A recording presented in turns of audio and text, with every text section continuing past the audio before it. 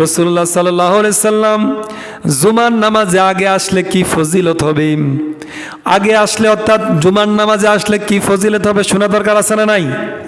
তিরমিজি এবং আবু দাউদের হাদিস।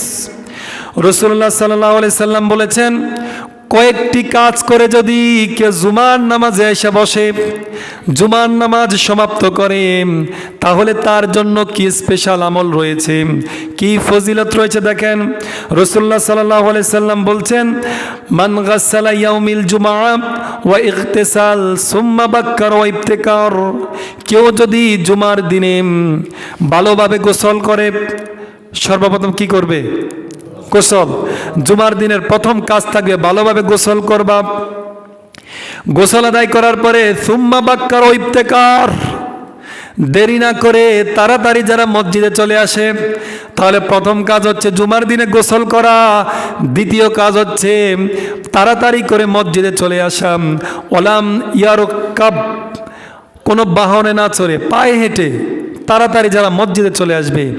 ও দানাই মিনাল ইমাম, এবং মসজিদে তাড়াতাড়ি এসে কোনো গাড়িতে না চড়ে পায়ে হেঁটে যখন মসজিদে আসলো, ইমামের কাছাকাছি বসবে। যেমনিভাবে আপনারা আমার কাছাকাছি বসছেন, রাসূল ঠিক এভাবে বলছে যে ইমামের কাছাকাছি বসবে। ওদানা মিনাল ইমাম, ইমামের কাছাকাছি বসবে। ফাস্তামা ওয়ালাম ইয়াগলিক, এবং ইমাম কি বলছে খুতবায়, খুতবাগুলো ভালোভাবে শ্রবণ করবেন। ওলাম ইয়ালিগ, এবং মসজিদে বসলো, ইমামের কাছাকাছি শ্রবণ করলো, কিন্তু বেহুদা কোনো কথা বললো না। এই একজনকে এটাও বলা যাবে না যে কথা বলিস না, এটাও বলা যাবে না। ইমাম কি বলছে সেদিকে শ্রবণ করা, কেউ কথা বললে তাকে ইশারা দিয়ে থামায় দিতে হবে, মুখে কোনো কথা বলবে না, বেহুদা কোনো কথা বলবে না। কানা লাহু বিকুল্লি খুতবাতিন আমাল, কেউ যদি মসজিদে বসার পরে ইমামের প্রত্যেকটা কথা পুরা খুতবাটা যখন শুনবে, তার আমলনামায় আমালু সানাতিন, 1 বছরের আমলের সওয়াব দিবেন। ওই সওয়াবটা কি? আজরু সিয়ামিহা ও কিয়ামিহা।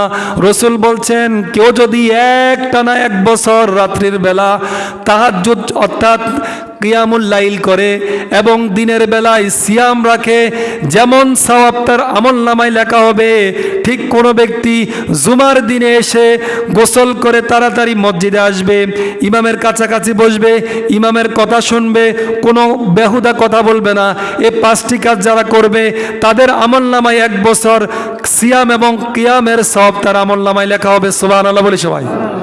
তাহলে মসজিদে আসে বসে থাকলেও এই যে কঠিন এক সওয়াবের কথা রাসূল বলল, এটাকে সাধারণভাবে নিচ্ছেন আপনি?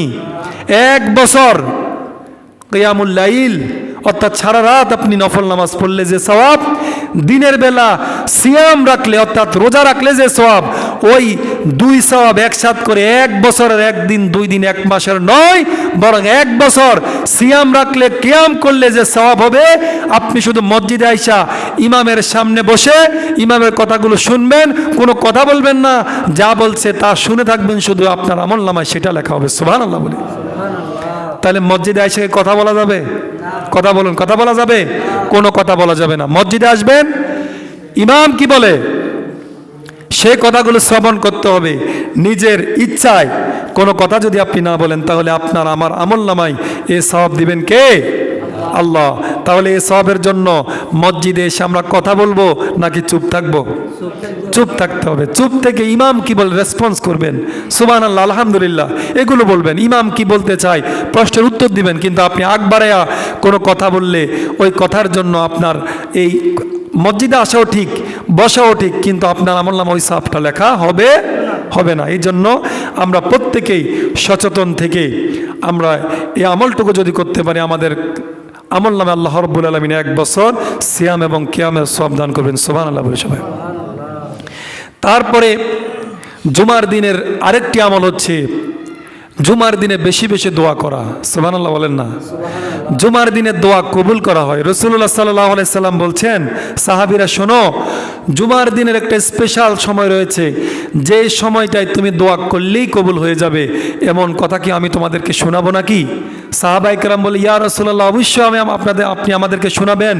জুমার দিনে স্পেশাল কোন একটা সময় রয়েছে যে সময়টা দোয়া করলে দোয়া কবুল হবে? তখন রাসূলুল্লাহ সাল্লাল্লাহু আলাইহি সাল্লাম বলছেন, জুমার দিন আসর থেকে মাগরিবের মাঝখানে যে সময়টা রয়েছে, এই সময়টা যদি কোনো আল্লাহর বান্দা আল্লাহর কাছে দোয়া করে যাই দোয়া করবে, তাই আল্লাহ রাব্বুল আলামিন কবুল করে নেবেন। সুবহানাল্লাহ। তাহলে জুমার দিনে স্পেশাল যে সময় রয়েছে, এই স্পেশাল সময় দোয়া করা দরকার আছে না নাই? তারপরে জুমার দিন আরেকটি আমল হচ্ছে,